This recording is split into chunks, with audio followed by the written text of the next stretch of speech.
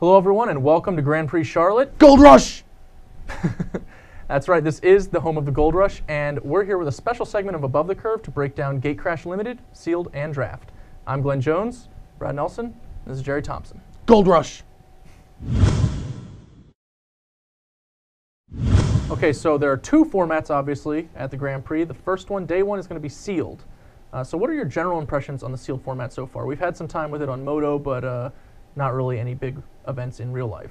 I mean, I was going to talk about this, and then I got here, and Jerry just has the perfect thing to say about this, so I'm just going to step over to Jerry, because it's brilliant. Okay, so I don't like the Sealed format. I'm just going to say that. And I think it's because of this. Like, in old Ravnica, you had 4 guilds in the first set, and then 3 in each of the other ones. So, like, you could do a Sealed deck with the full block, and it's fine. You know, you end up playing some 3 or 5 color deck, whatever, and that's sweet.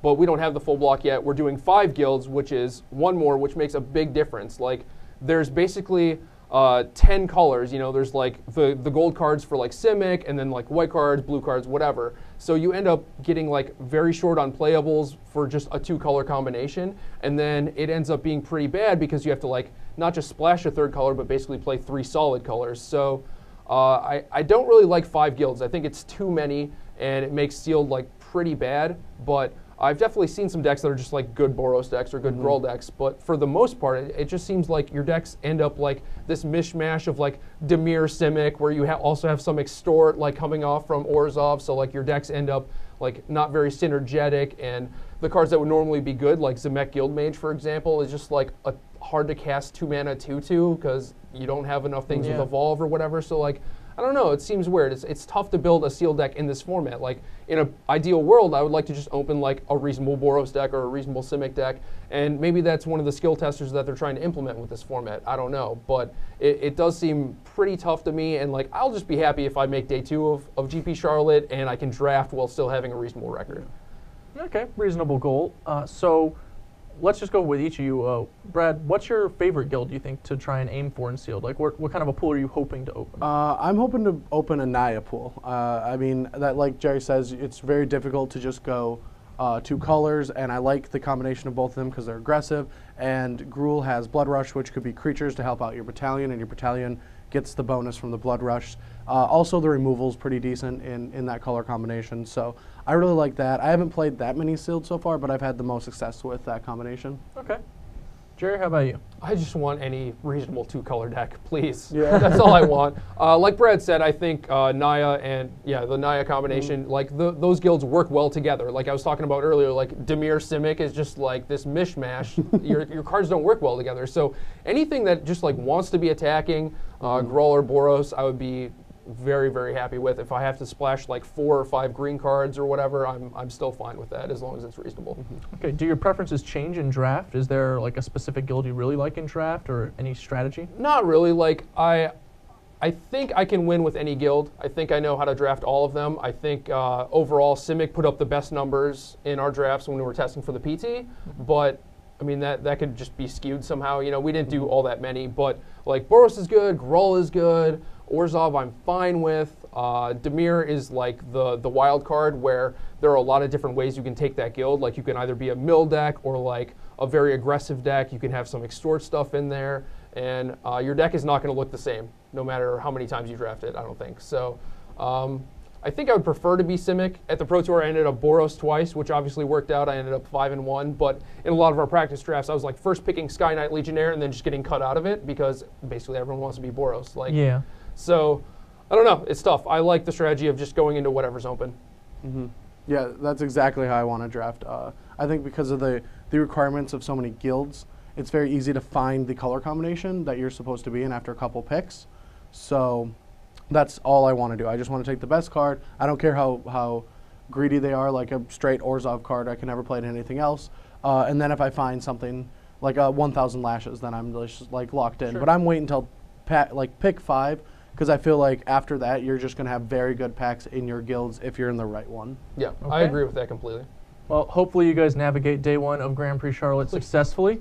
To give you a little practice and the viewers at home a little bit of a warm-up, we're going to go ahead and crack a pack on the show for a segment of My Pack, Your Pick. All right, so which one of you guys has the booster pack? I don't think I have. Do you have? Jerry came prepared. Oh, right Hey. there. Right there. Prime Speaker Zagana. Prime Speaker Oh, Brad's don't tell me. favorite. Well, let's see what we got. Maybe it's a Prime Speaker Zagana. Ooh, this one's interesting. We have a foil rare. Ooh, we do. We have double rare. All right, Okay, so you guys take it in for a minute. Just think it over. All right, so my first question is I haven't been doing that much limited. Jerry's done a ton. I've more been moping and playing standard. But how good is Gifts of the Orzhov? It's good if they don't kill your guy, which is like the very obvious answer. Yeah. But I think it wins a lot of games that you can't win with like any other card. But for me personally, I tend to err on the side of caution or whatever. Yeah. So something like Kingpin's Pet is just like a much better card in my eyes. Mm-hmm. I agree with that too. For pack one, pick one. Why don't we try and just narrow this down? What are the cards that would even be in consideration? Go ahead, Brad. I'll critique. You can critique. I think there's only 2 cards in consideration. I think it's Kingpin's Pet and the Rebel Belt Raiders. I mean, the 7-drop's okay, but it's a 7-drop. Now, if I would probably like this card a lot in a sealed. Yeah, I still wouldn't like it over the Raiders, though. I think it's just clear between these two. It's this guy. I would take him, the Rebel Belt Raiders, unless I knew a lot more about this format. I really want to be Orzhov. Maybe I'm at a table with a bunch of people I know. Sure. That's the only time I take Kingpins, but I think it's a clear second pick. Okay. I agree that it's down to these 2 cards. I could see like Gift of the Orzhova being in there somewhere, but I agree that it's Kingpin's Pets. It's so difficult to say. Or Rebel Belt Raiders, but I would take the Pet.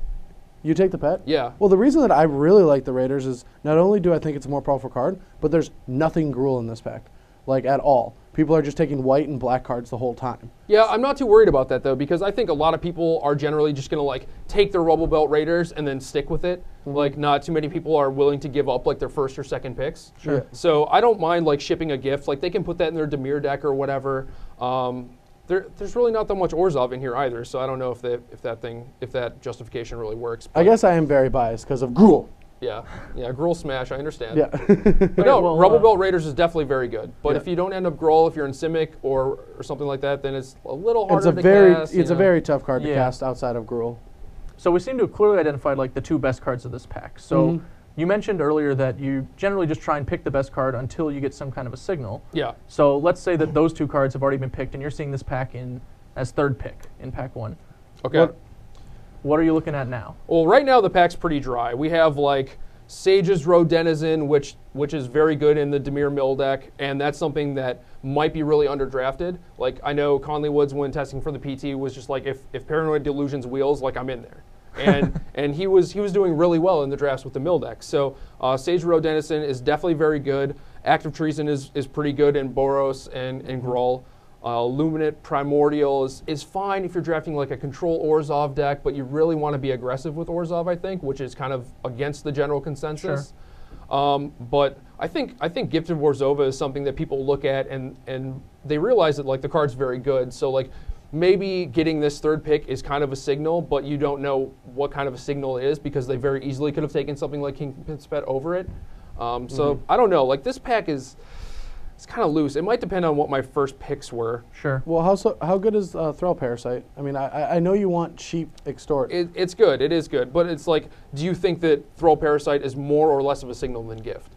Less signal. Yeah, okay. That's why I chose to talk about Gift instead. Yeah. But like I said, I would take like the card that I know is going to be good every time, like Thrall Parasite over Gift.